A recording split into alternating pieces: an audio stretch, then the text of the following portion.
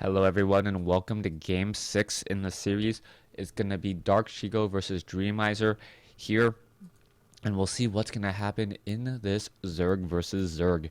Overlord's already moving out, and in Zerg versus Zerg, I really like the minimap just because it tends to have this yin-yang feel for a little bit of time.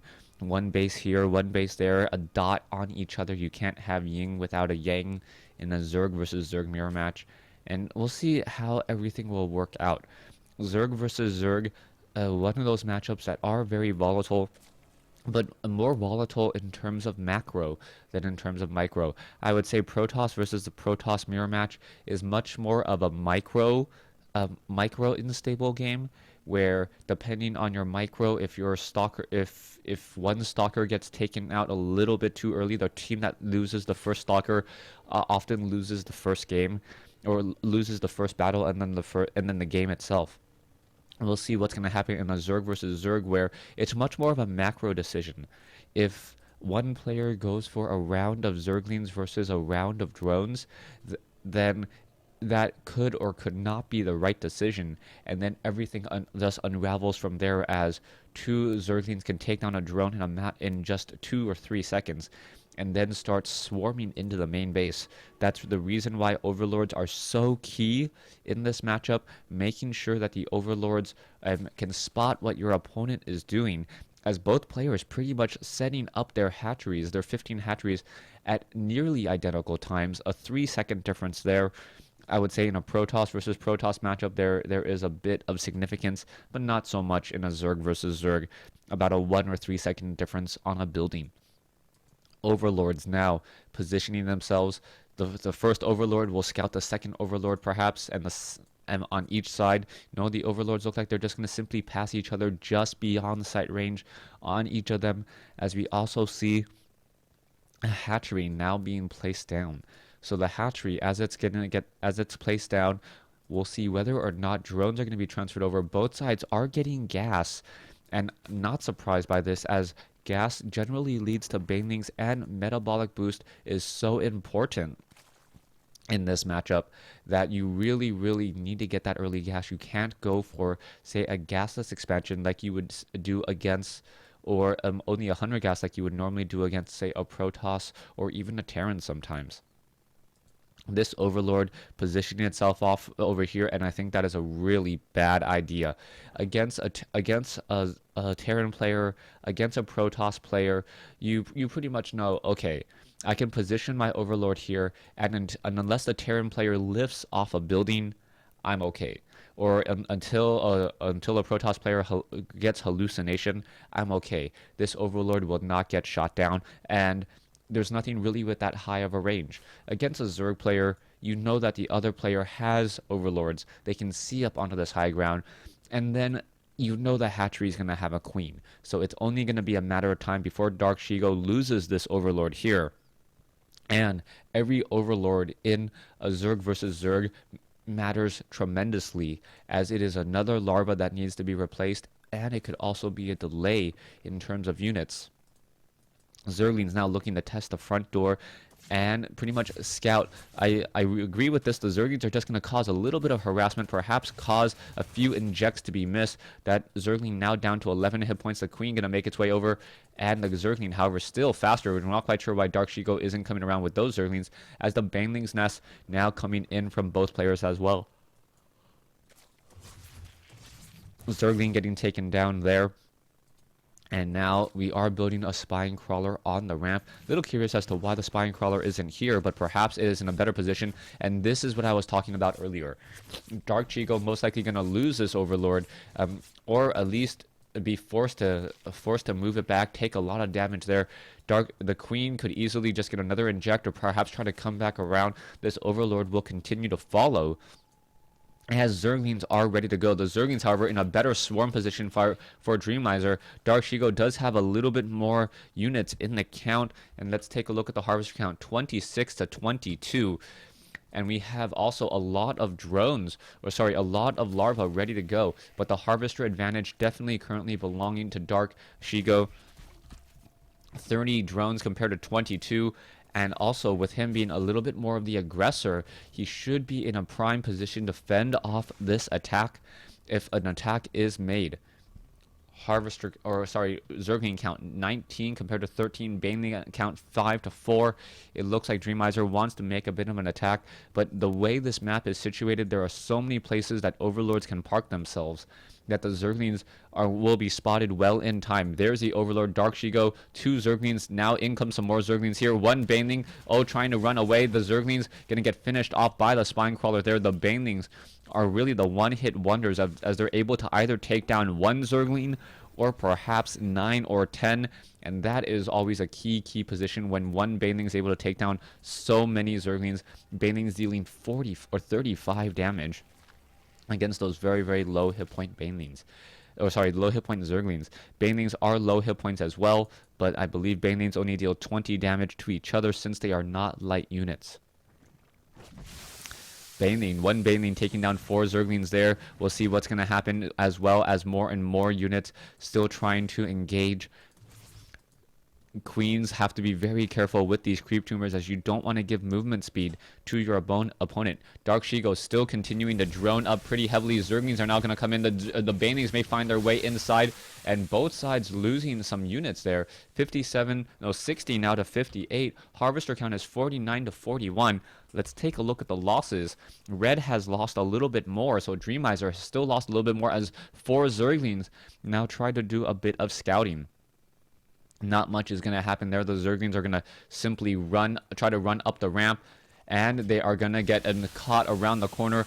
1 Zergling, nope, no Zerglings make it up, as the Baneling was there in order to cancel that, and now a new Spinecrawler has been established. I like that 1 Baneling, and it wasn't a very cost-effective trade, but it did deny any scouting information. Dreamizer is at tier 2, and he doesn't have any tech buildings inside his main base. Meanwhile, we are at tier 2 for Dark Shigo, and Dark Shigo also has an infestation pit coming in.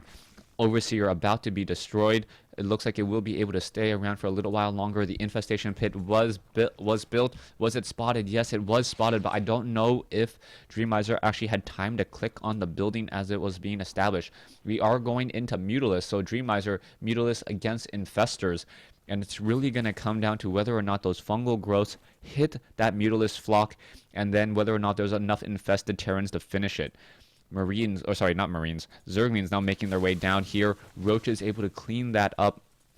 And now Roaches and Banelings making a way off to the north. But the problem is the sheer number of Spinecrawlers. The Roaches are going to approach themselves first. The Banelings are dealing a bit of damage. Why did he disengage with those Banelings? That didn't make sense. Spinecrawlers got free hits. The Banelings were already committed to that fight. Could have at least dealt some damage, as we now have Dreamizer setting up his 3rd base. It has been scouted out by Dark Shigo, and Dark Shigo should be able to just simply make his move over here and take down this hatchery rather quickly. Now Dark Shigo is in a situation where he needs to spread out creep tumors much more quickly, especially with Hydralis. Hydralis are very effective against Mutilus, especially if they are on creep. Mutilus are still slightly faster, but you can then kind of stutter step a little bit more with those Hydralis, as Hydralis can move and then pull away, and they attack very quickly. Back here, we're going to see Mutilus going after Overlords. 1 Overlord already down. A 2nd Overlord going to be taken out. A 3rd Overlord going to be taken out. And now Dark Shigo is upside down on food. Roaches now caught a little bit out away from home. Another Overlord getting taken down. And now Dark Shigo upside down on food. 103 versus 92. Unable to train up any new units for quite some time. And he may lose this Overlord as well. The Mutilus quickly making their way over. We'll get there in just a second, and that is going to be the end of that Overlord there. So 3 bases to 2. We see a large group of Roaches now swarming, a Roach infestation swarming in perhaps into the main base, as the Mutilus are looking to try to come in as well. The Mutilus DPS is not nearly as high, but with the sheer number of Spinecrawlers and the fact that Dreamizer can buy time and then get up some more Zerglings of his own, I cannot believe that this front door attack will deal that much damage. Roaches are now just trying to block Dark Shigo, and Dark Shigo with a very bad timing decision, now being forced to retreat. All of those roaches trying to run away, able to take down one of the creep tumors, but the roaches are going to burrow themselves. An overseer may be added here. These roaches are just sitting on top of the other roaches, and now these last two roaches will be destroyed as well. So Dreamizer finally takes the lead away after a bad decision and a bad play. Roaches now on the march, moving away. It looks like some of them will be able to get back home, as this third base is now up and running with spine crawlers being established once more. Hydralisks are being added to this group, and infestors are being added, but the real issue is going to be the fact that the Hydralisks are off of creep. This is not Wings of Liberty. The Hydralisks do not have movement speed bonus.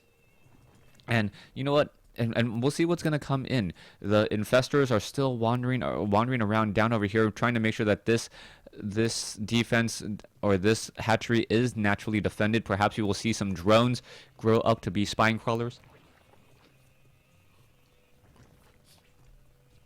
Drones to grow up and be spine crawlers, and now we're just going to have more and more roaches, infestors, and hydralisks here. There is a hatchery here at the 11 o'clock position. The hatchery is going to be now 4 bases to 3. Dreamizer are going to definitely have a superior economy in just a matter of seconds, as all the overlords are now starting to hide themselves on the backside. 49 drones versus 65 drones. Dark Shigo definitely taking the lead now. Dark Shigo's not taking the lead. 49 versus 67, so the bottom side, Dreamizer taking the lead. I really wish that Blizzard could fix, like, red is on top, blue is on bottom. Anyways, let's take a look at this here. So Dreamizer definitely taking the lead. Roaches, infestors, mutalisks, and an overseer now making its way around the far side here. The infestors are going to be able to hit with those fungal growths. Hydralisks, and there are infestors off over here. The mutalisks, however, are going to be able to focus down infestors much more easily, as now Dark Shigo leaves his army just at the wrong time. The mutalisks able to get there a little bit too quickly, and now all of these units are trying to come back. Dark Shigo needs to get back with those units. Hydralisks very slow off of creep. Roaches are going to get there, only to see a lot of roaches, and now the infestors are going to be able to set that up, as Dark Shigo loses his one hatchery here and now is down a base. Roaches are now trying to get in front of the rest of the group here. Is it going to be enough? The roaches are now trying to make their way in. The roaches have not spotted the rest of the groups here, but no, some infestors may go down. No, fungal growth just hitting off so many of those units, as the infestors may perhaps be able to get off another fungal growth. There is one fungal growth. Fungal growths are hitting each other, but a better fungal growth fought by Dreamizer. Both sides are just growing just shrooms on their back constantly, and both sides dealing massive damage to each other.